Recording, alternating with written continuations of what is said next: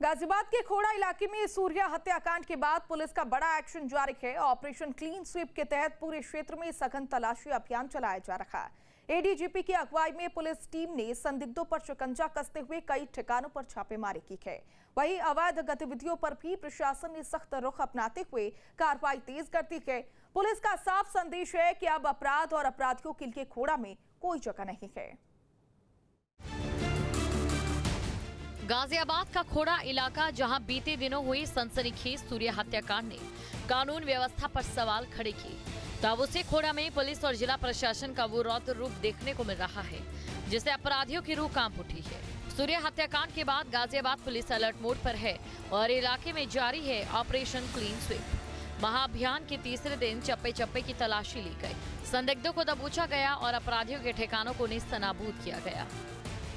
सूर्या की हत्या के बाद गाजियाबाद के खोड़ा इलाके में पुलिस का सत्यापन का आज तीसरा दिन जारी है। ऐसे घरों पर पुलिस पहुंच रही है जहां अपराधी किस्म के लोग रहते हैं। मेरे पीछे आप देखेंगे, ये एक घर पर पुलिस आई है। एडिशनल डीसीपी, एसीपी और पूरा जो पुलिस बल है वो आपको दिखाई देगा। जो अपराधी गतिविधियों में लिप्त थे, जेल जा चुके हैं, उन तमाम लोगों के घर पर जाकर पुलिस इस बात की तस्दीक कर रही है कि वो अपराधी अब किस तरीके की गतिविधि में लिप्त है। उसके अलावा जो उसके आय का स्रोत है वो क्या है और जो अपराधी गतिविधियों से पैसा कमाया गया, उस पैसे से क्या क्या संपत्ति बनाई गई, इन तमाम चीजों को लेकर पुलिस की जो गहन जांच है वो की जा रही है। जरा इन तस्वीरों को देखिए। एडीजीपी वरुण कुमार सिंह की अगुवाई में पुलिस की भारी फौज खुद जमीन पर उतरी, खोड़ा के एक एक कोने में पैदल गश्त की।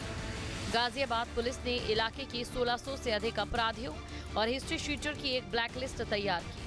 हर संदिग्ध के घर पर यह सर्च ऑपरेशन चलाया गया। सिर्फ अपराधी ही नहीं बल्कि उनकी संपत्तियों की भी कुंडली खंगाली जा रही है। कहीं ये साम्राज्य अपराध की अवैध कमाई से खड़ा तो नहीं किया गया।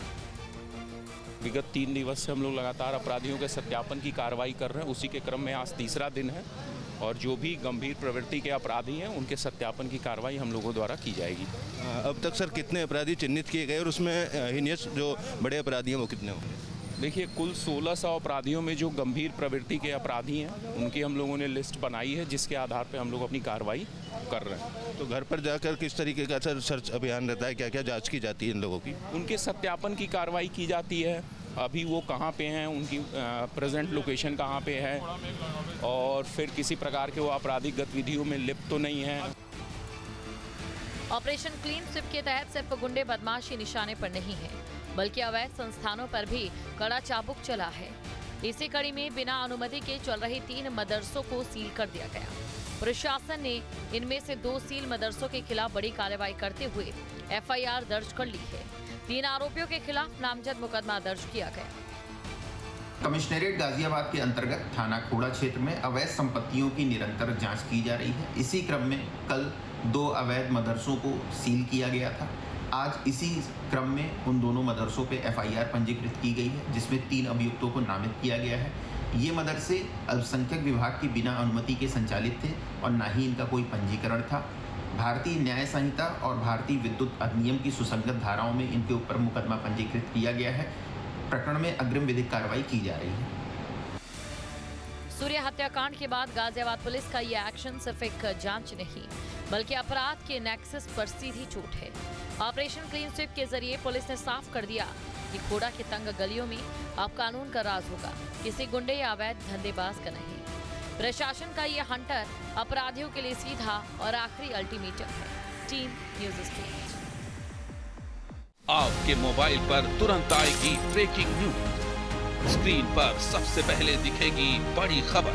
देश दुनिया की हर खबर एक जगह। अब आपके मोबाइल पर तुरंत फटाफट इंस्टॉल कीजिए न्यूज़ नेशन ऐप और रखिए खुद को अपडेट।